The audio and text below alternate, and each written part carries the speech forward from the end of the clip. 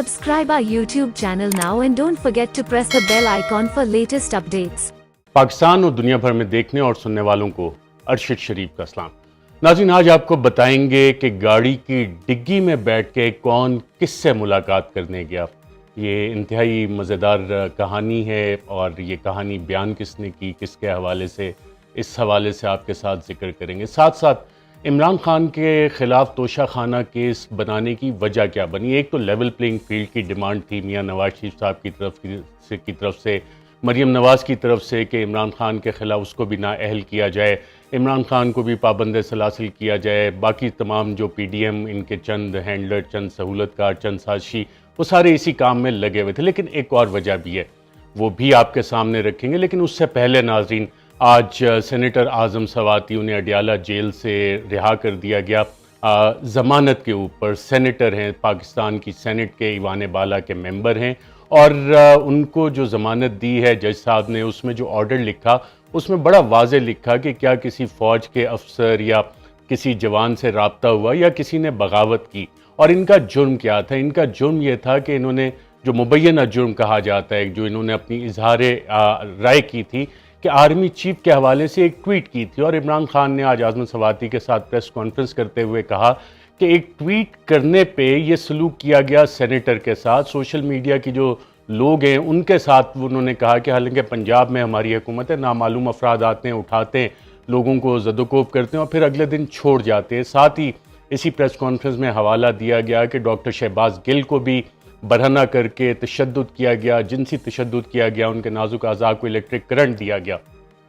ساتھ ہی اسی press conference میں ذکر ہوا نوجوان صحافی جمیل فاروقی کا۔ ان کا قصور بھی یہ تھا کہ انہوں نے ایک ٹویٹ کی تھی اور ڈاکٹر شہباز گل کے کسٹوڈیل ٹارچر کے حوالے سے انہیں بھی پکڑا گیا، برہنہ کیا گیا، تشدد کیا گیا جمیل فاروقی کے اوپر، صحافی پہ بھی۔ اور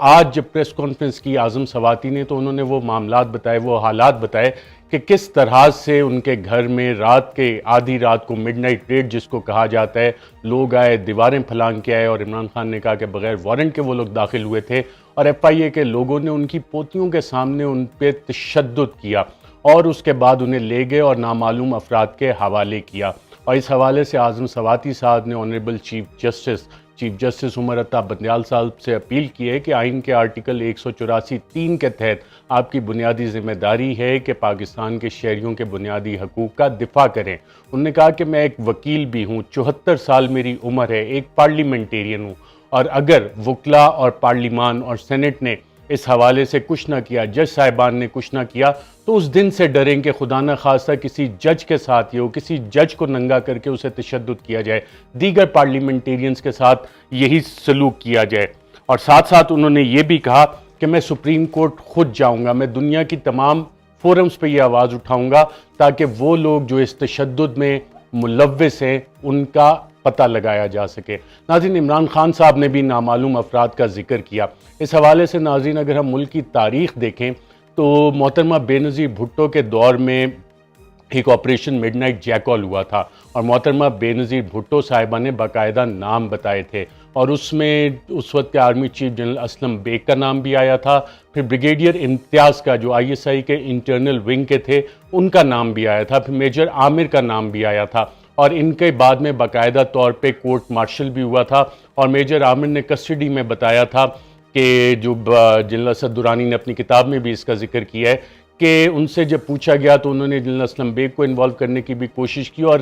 جو اخبارات میں اس حوالے سے جو پروسیڈنگ چھپیں اس میں کوٹ ان کوٹ چھپا کہ نواز شریف کو اس لیے پسند کیا جاتا ہے کہ وہ ایک کمزور شخص ہے، اور محترمہ بے نظیر بھٹو کی انڈیپینڈنٹ شخصیت تھی۔ تو محترمہ بے نظیر بھٹو صاحبہ نے نہ صرف یہ نام آؤٹ کیے تھے بلکہ بعد میں ان کے خلاف پروسیڈنگز بھی ہوئی تھیں، ان کے کورٹ مارشل بھی ہوئے تھے، اور نام لینا ضروری ہے۔ اور خان صاحب نے، اگر عمران خان صاحب نے پچھلی ایک پریس کانفرنس میں کہا مجھے پتہ ہے کہ ایک شخص آیا ہے اسلام آباد میں، وہ کون شخص ہے، خان صاحب کی بھی یہ ذمہ داری ہے، عمران خان صاحب کی بھی، کہ سپریم کورٹ میں جمع کروائیں اپنا بیان کہ کون وہ اشخاص ہیں جن کے اوپر ان کو شک ہے کہ وہ یہ کام کریں، یہ نام آنا بہت ضروری ہے۔ ساتھ ساتھ سینیٹر اعظم سواتی نے بھی اس پہ تحقیقات کا مطالبہ کیا ہے، اور کہا ہے کہ وہ انصاف کے لیے ہر در کھٹکھٹائیں گے، اور آنریبل چیف جسٹس صاحب کو اس حوالے سے سینیٹرز پاکستان تحریک انصاف کے وہ بھی ایک خط لکھ چکے ہیں۔ انہوں نے کہا ہے کہ وہ سپریم کورٹ بھی جائیں گے اس حوالے سے، اور وہ انصاف چاہتے ہیں کہ اس کام میں جو لوگ بھی ملوث ہیں،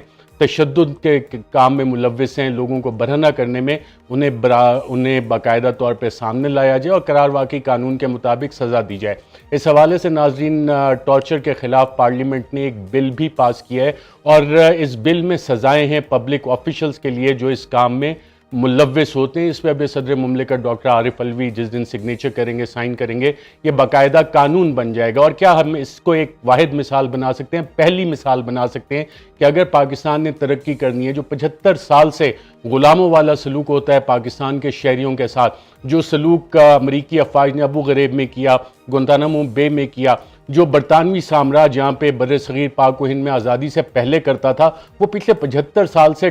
کسٹوڈیل ٹارچر پاکستان میں چل رہا ہے۔ قانون پاس ہو گیا ہے، تو کیا اعظم سواتی کے کیس میں ان لوگوں کو آئیڈینٹیفائی کر کے باقاعدہ طور پہ سزا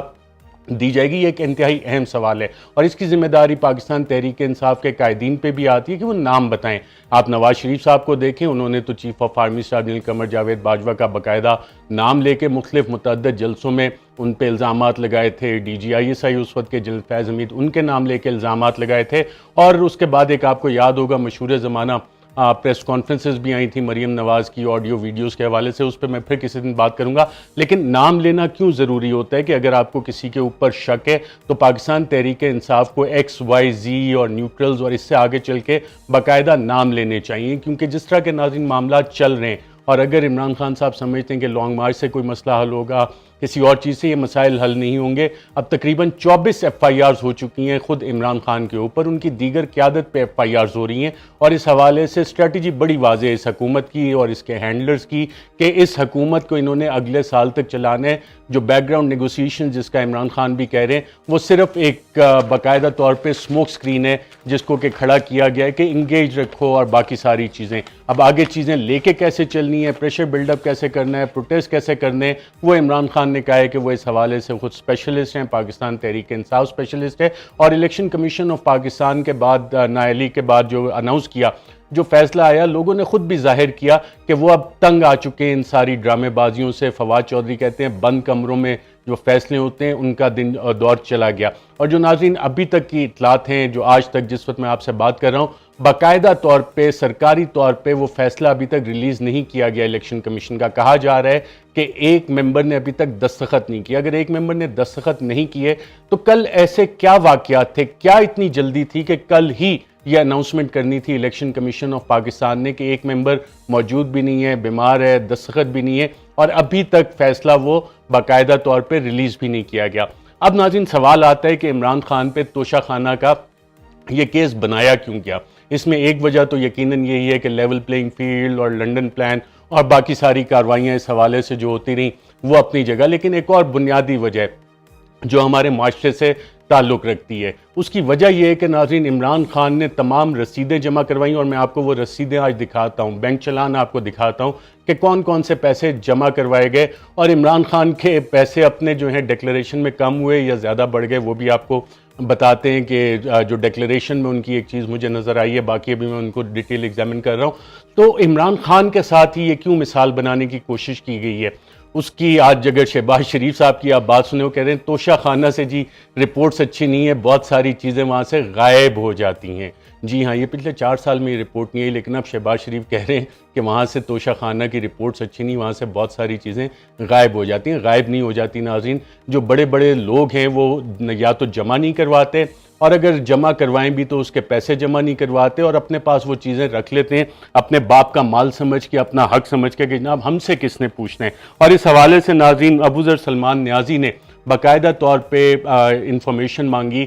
کہ 1947 سے لے کے اب تک کے جتنے بھی صدور رہے ہیں، وزراء اعظم رہے ہیں، ان کی معلومات فراہم کر دی جائیں۔ تو وہ حکومت جو توشہ خانہ پہ بھنگڑے ڈال رہی ہے عمران خان کے حوالے سے، انہوں نے کابینہ ڈویژن نے 28 اپریل 2022 کو جواب دیا کہ جناب یہ تو کلاسیفائڈ انفارمیشن ہے، یہ کلاسیفائڈ انفارمیشن ہم آپ کو نہیں دے سکتے، اس سے پتہ نہیں کون سے ریاست کے راز افشاں ہو جائیں گے، تو اس چیز کو باقاعدہ طور پہ چھپا لیا گیا کہ جناب یہ ہم نہیں بتائیں گے۔ عمران خان نے ناظرین اس میں کام کیا تھا، انہوں نے باقاعدہ یہ قوانین بنائے تھے کہ کم از کم 50% رقم دے کے آپ رکھ سکتے ہیں کوئی بھی تحفہ، اس سے پہلے 10%، 15%، اور گاڑیاں تو آپ رکھ ہی نہیں سکتے تھے، جو توشہ خانہ کے ریفرنس آصف زرداری پہ بنے، میاں نواز شریف کے پہ اس حوالے سے ریفرنسز بنے، ان کا آج تک فیصلہ نہیں آیا، لیکن پچھلے 3 سال کا یہ فیصلہ کروایا گیا باقاعدہ طور پہ، جو پاکستان تحریک انصاف کے متعدد قائدین کہتے بھی ہیں۔ اور قوانین میں جو ناظرین تبدیلی ہوئی تھی اس میں بڑا واضح لکھا ہوا ہے، کابینہ ڈویژن کا یہ باقاعدہ آرڈر، اور یہ تمام، جب آپ اس کا پہلا پیراگراف پڑھتے ہیں تو اس میں لکھا ہوا ہے کہ تمام سرکاری اور پبلک فنکشنریز، یعنی کہ کوئی بھی سرکاری افسر ہو، پبلک فنکشنری ہو، چاہے وہ این اے ہو، سینیٹر ہو، پریزیڈنٹ ہو، پرائم منسٹر ہو، کوئی بیوروکریٹ ہو، ان سب نے، ڈپلومیٹ ہو، کوئی فوج کا بندہ ہو، آرمی، نیوی، ایئر فورس، سب نے وہ اگر کہیں باہر جاتے ہیں کسی وزٹ پہ تو وہ تحفے جو بھی ان کو ملتے ہیں وہ جمع کروانے ہیں۔ ساتھ ساتھ اسی قانون میں یہ چیز لکھی ہوئی ہے کہ یہ والا اپلائی کس کس پہ کرے گا، میں آپ کو پڑھ کے بتا دیتا ہوں کہ یہ صدر مملکت پہ اپلائی کرے گا، head of the government prime minister پہ اپلائی کرے گا، چیئرمین سینٹ پہ اپلائی کرے گا، ان کے فیملی ممبرز پہ بھی اپلائی کرے گا، اسپیکر قومی اسمبلی پہ اپلائی کرے گا، چیف جسٹس پاکستان پہ کرے گا، تمام پروونسز کے گورنرز پہ کرے گا، وفاقی کابینہ کے ممبران، attorney general, ministers of state, deputy chairman senate, deputy speaker national assembly, dignitaries including ministerial status, یعنی کہ جو advisors, S A P M جن کا کہ منسٹر کا سٹیٹس ہے، انہیں بھی کوئی بھی تحفہ ملتا ہے تو انہوں نے بھی وہ جمع کروانا ہے، بتانا ہے۔ پروونشل کابینہ، صوبائی کابینہ، سپریم کورٹ کے تمام جج صاحبان، چیف جسٹس اور ججز، ہائی کورٹس کے چیف جسٹسز اور ججز، ان تمام کی بھی یہ ذمہ داری ہے۔ پارلیمنٹیرینز، تمام منتخب نمائندے، آل گورنمنٹ سرونٹ، تمام سرکاری افسران، سول اور ملٹری، جو کہ چاہے وہ سول بیوروکریسی میں ہو یا ملٹری بیوروکریسی۔ ناظرین پچھلے 6 سال میں chief of the army staff نے بھی متعدد دورے کیے بیرون ملک، ان کو بھی کافی سارے تحائف ملے۔ میں متعدد بار یہ سوال اٹھا چکا ہوں کہ کیا D G I S P R یہ بتائیں گے کہ chief of the army staff کو پچھلے 6 سال میں کتنے تحفے ملے، انہوں نے اس قانون کے مطابق کتنے تحفے توشہ خانہ میں جمع کروائے، کتنی رقم ادا کی اور کتنے تحفے رقم جمع کروا کے اپنے پاس رکھے۔ ابھی تک اس پہ خاموشی ہے۔ اب اس خاموشی کی وجہ کیا ہے یہ پتہ نہیں ہے، اب ذمہ داری ہے میرے خیال وکلا کی، پارلیمنٹیرینز کی، سینیٹرز کی۔ پارلیمنٹ میں، قومی اسمبلی میں کوئی بھی ممبر یہ سوال ڈال سکتا ہے کہ کابینہ ڈویژن بتائے کہ پچھلے 6 سال میں army chief general Qamar Javed Bajwa کو کیا تحائف ملے، chief of the air staff کو کیا تحائف ملے، chief of the naval staff کو کیا ملے، دوسری ڈیفنس ڈیلیگیشنز کو کیا تحائف ملے، اور اس کا انہوں نے کیا کیا، اور منسٹری آف ڈیفنس اس سوال کا جواب دینے کی پابند ہے۔ اسی طرح سینٹ آف پاکستان میں یہ سوال اٹھایا جا سکتا ہے، کوئی بھی سینیٹر یہ سوال ڈال سکتا ہے کہ وزارت دفاع بتائے کہ مسلح افواج کے جتنے ڈیلیگیشنز گئے ہیں ان کو کتنے تحائف ملے پچھلے 6 سال میں، پچھلے 5 سال میں، کس کس کو کتنے تحائف ملے اور اس کا انہوں نے کیا کیا۔ لیکن ابھی تک کسی پارلیمنٹیرین نے یہ سوال نہیں ڈالا۔ نہ صرف یہ، کوئی بھی وکیل اب اس بیسس پہ کسی بھی عدالت میں، Sindh high court, Lahore high court, Peshawar high court, Balochistan high court, Islamabad high court یا سپریم کورٹ میں پٹیشنز فائل کر سکتی ہیں، بار ایسوسیشنز، کہ بتایا جائے کہ باقی یہ جتنے بھی ڈیلیگیشنز گئے ہیں، ملٹری ڈیلیگیشنز گئے ہیں، ڈیفنس ڈیلیگیشنز گئے ہیں، ان کو کتنے تحائف ملے، ان میں سے کتنے لوگوں نے یہ تحائف جمع کروائے اور کتنوں نے کتنی رقم دے کے یہ تحائف اپنے پاس رکھے۔ کیونکہ اگر ملک کے وزرائے اعظم، چاہے وہ نواز شریف ہوں، چاہے وہ یوسف رضا گیلانی ہوں، یا سابق صدر آصف زرداری ہوں، یا سابق وزیر اعظم عمران خان، وہ تو یہ جوابات دے رہے ہیں، تو ان سے جواب کون لے گا؟ کیونکہ قانون تو بڑا واضح ہے کہ جواب تو سب نے دینا ہے۔ تو یہ تفصیلات قوم کے سامنے کب آئیں گی؟ لیکن آئیں گی ضرور، کیونکہ یہ والا معاملہ اب اس طرح سے ختم ہونے والا نہیں ہے، اور اگر کوئی سمجھتا ہے کہ یہ معاملہ ایسے ختم کروایا جا سکتا ہے دھونس، دھاندلی، دھمکی، زبردستی، سینسرشپ کے ذریعے، تو یہ والا کیس اب ختم ہونے والا نہیں ہے، اس کا جواب سب کو دینا ہوگا۔ اب ناظرین میں آپ کو بتاتا ہوں کہ عمران خان پہ یہ کیس بنانے کی وجہ یہ ہے کہ عمران خان خود تو انہوں نے پیسے جمع کروانے شروع کر دیے کہ جو بھی ان کو تحفہ ملا، اور تحفوں کی لسٹ بھی سامنے آ گئی ہے کہ کون کون سے تحائف ملے جس پہ انہیں بڑے بھنگڑے ڈالے، اس تمام کی رسیدیں موجود ہیں اور قانون کے مطابق یہ سارا کام کیا گیا۔ ان کی ٹیکس ڈیکلیریشن میں یہ تمام چیزیں موجود ہیں، اور یہ دستاویزات میں آپ کو دکھاتا ہوں۔ یہ پہلی رسید ناظرین آپ جو دیکھ رہے ہیں یہ 28 نومبر 2018 کی ہے، اور اس حوالے سے 7,54,000 روپے Imran Khan prime minister of Pakistan, انہوں نے سرکاری خزانے میں ان تحفوں کے عوض جمع کروائے جو لسٹ آپ دیکھ چکے ہیں۔ اسی طرح 28 نومبر 2018 کو پھر وزیر اعظم عمران خان نے 2,94,000 روپے سرکاری خزانے میں جمع کروائے، 2,94,000 روپے سرکاری خزانے میں جمع کروائے۔ پھر 7 دسمبر 2018 کو وزیر اعظم عمران خان نے 3,38,600 روپے سرکاری خزانے میں جمع کروائے۔ اسی طرح 22 جنوری 2019 کو وزیر اعظم عمران خان نے 2,01,78,000 روپے سرکاری خزانے میں توشہ خانہ کے عوض جمع کروائے۔ اسی طرح ناظرین آپ کو یہ کوئی اور رسیدیں نہیں دکھائے گا، وہاں پہ آپ کو نکل آئیں گے کیلیبری فونٹ نکل آئیں گے، قطری خط نکل آئیں گے، کوئی اور بہانے آ جائیں گے کہ نہیں جناب یہ کلاسیفائیڈ انفارمیشن ہے، ہم نہیں بتا سکتے۔ اگر ایک ملک کا وزیر اعظم اپنی تمام تفصیلات سامنے رکھ رہا ہے، پیسے جمع کروا رہا ہے، تو باقی کوئی وزیر اعظم چیف ایگزیکٹو سے بڑا تو نہیں ہے پاکستان کے آئین کے تحت کہ وہ اس کا جواب نہ دے۔ اسی طرح ناظرین 8 اگست 2019 کو بیگم پرائم منسٹر آف پاکستان وزیر اعظم کی اہلیہ نے 5,44,700 روپے سرکاری خزانے میں جمع کروائے توشہ خانہ میں۔ اسی طرح ناظرین عمران خان وزیر اعظم پاکستان نے 19 نومبر 2019 کو 2,40,000 روپے سرکاری خزانے میں جمع کروائے توشہ خانہ کے عوض۔ پھر 9,35,000 روپے عمران خان وزیر اعظم پاکستان نے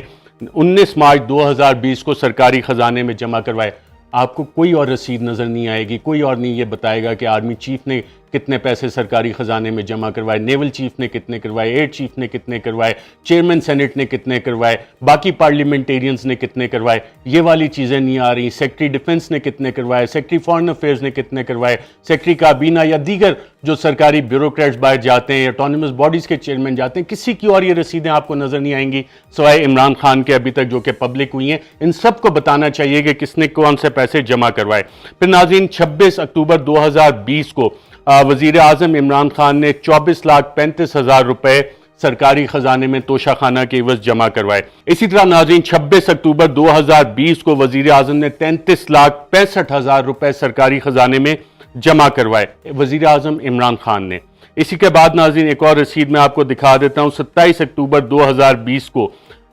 یہ باقاعدہ طور پہ چلان جمع کروایا ان تمام چیزوں کا، 56,66,000 روپے وزیر اعظم پاکستان نے سرکاری خزانے میں جمع کروائے، اور اس پہ اسٹیٹ بینک آف پاکستان کی آپ کو رسید بھی نظر آ رہی ہے، اور یہ عمران خان صاحب کا اپنا چیک اس حوالے سے جمع جو سرکاری خزانے میں انہوں نے جمع کروایا۔ اسی طرح ناظرین 11 جون 2021 کو وزیر اعظم عمران خان نے 85,000 روپے سرکاری خزانے میں جمع کروائے۔ پھر 28 جون 2021 کو 1,000 روپے بھی انہوں نے جمع کروائے سرکاری خزانے میں۔ اب ایک ایسا وزیر اعظم جو 1,000 روپے بھی سرکاری خزانے میں جمع کروا رہے، اس کے خلاف تو پورے نظام نے ہونا ہی ہے، وہ سب کہیں گے صاحب کرپشن کو چھوڑیں، کیونکہ سب کی دکانیں یہ بند کر رہے تھے عمران خان صاحب۔ سب کو اگر وزیر اعظم 1,000 روپے بھی جمع کروا رہے تو پھر کس کی مجال ہے کہ جناب وہ اپنے پیسے جمع نہ کروائے۔ اسی طرح ناظرین اگلی پہ آتے ہیں تو 28 جون 2021 کو 1,33,250 روپے وزیر اعظم نے جمع کروائے سرکاری خزانے میں۔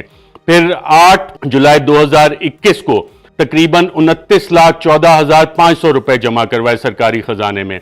23 فروری 2022 کو 1,93,000 روپے وزیر اعظم عمران خان نے سرکاری خزانے میں جمع کروائے۔ آپ کو کسی اور کی یہ رسیدیں نظر آتی ہیں کہ سرکاری خزانے میں کسی نے پیسے جمع کروائے ہوں؟ باقی تو سمجھتے ہیں باپ کا مال ہے، مال مفت دل بے رحم، ہم اعلیٰ عہدوں پہ آگے، اب جو بھی مال متا ہے وہ ہم نے کھانا ہے اور کوئی ہم سے سوال بھی نہیں کر سکتا۔ اور ناظرین عمران خان کے جو FBR میں ڈیکلریشن ہے اس میں بھی یہ فگر ہمیں نظر آ رہی ہیں، وہاں پہ بھی باقاعدہ طور پہ انہوں نے یہ ڈیکلریشن دی ہوئی۔ اور سال 2021 میں عمران خان نے ناظرین جو ان کی آمدن ہے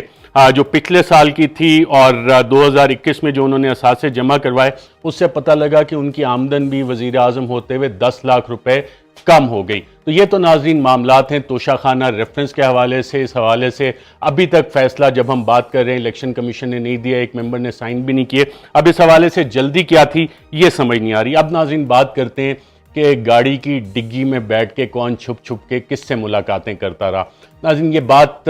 بتائی ہے پاکستان مسلم لیگ ضیاء کے سربراہ جناب اعجاز الحق صاحب نے. اعجاز الحق صاحب صاحبزادے ہیں سابق chief of the army staff, سابق صدر مملکت جناب ضیاء الحق صاحب کے، اور انہوں نے جو بات کی ان کے پاس معلومات کافی زیادہ ہوتی ہیں. تو اعجاز الحق صاحب کیا کہتے ہیں دیکھتے ہیں. یہاں ایسے لوگ ہیں جو کاروں کی ڈگی میں بیٹھ کے کون گیا تھا سر؟ کاروں کی ڈگی میں بیٹھ کر جو گئے تھے، آپ پوچھیں آج جو وزیر اعظم ہے وہ گئے تھے، اور کون گیا تھا؟ کاروں کی ڈگی میں بیٹھ کے کون گیا تھا؟ غالباً ندیم ملک صاحب کی آواز ہے، پوچھیں کون گیا تھا. تو اعجاز الحق صاحب کہہ رہے ہیں وہ صاحب گئے تھے جو آج وزیر اعظم ہے، یعنی شہباز شریف بقول اعجاز الحق کے گاڑی کی ڈگی میں بیٹھ کے گئے تھے. اچھا اب گئے کہاں تھے؟ یہ سوال یہ آتا ہے. اس کا جواب بھی انہوں نے دیا اعجاز الحق صاحب نے. کتنی ملاقاتیں ہوئی تھی آرمی ہاؤس میں، ذرا اس کا ریکارڈ نکلوائیں اور آپ کو پتہ لگ جائے گا کہ یہ کس طرح گئے تھے ملنے. یعنی کہ اب آگے وہ کہہ رہے ہیں کہ آرمی ہاؤس میں اعجاز الحق صاحب یہ دعویٰ کر رہے ہیں کہ شہباز شریف گاڑی کی ڈگی میں بیٹھ کے آرمی ہاؤس جاتے تھے. تو آرمی ہاؤس جو شخص جاتا ہے وہ یقیناً آرمی چیف سے ملاقات کرنے جا رہا ہوگا. یہ اعجاز الحق صاحب ان کا یہ دعویٰ ہے جو کہ سامنے آیا ہے. واقعہ سر کیا محمد احمد کے دورے حکومت کی بات ہے؟ جی یہ عمران خان کے دور حکومت کی بات. اچھا اب آگے سے جب سوال ہوتا ہے کہ یہ کب ہو رہی تھیں ملاقاتیں، تو اعجاز الحق صاحب کہتے ہیں یہ اس وقت کی بات ہے جب عمران خان ملک کے وزیر اعظم تھے. تو یہ خفیہ ملاقاتیں گاڑی کی ڈگی میں بیٹھ کے شہباز شریف صاحب chief of the army staff سے آرمی ہاؤس میں جا کے کرتے تھے. اور اعجاز الحق صاحب کہتے ہیں کہ اس کا ریکارڈ نکلوائیں اور چیک کر لیں. اس حوالے سے ناظرین مزید بھی بات کریں گے، لیکن آج کے لیے اتنا ہی. اپنا خیال رکھیے گا. مجھے دیجیے اجازت. اللہ حافظ. Subscribe our YouTube channel now and don't forget to press the bell icon for latest updates.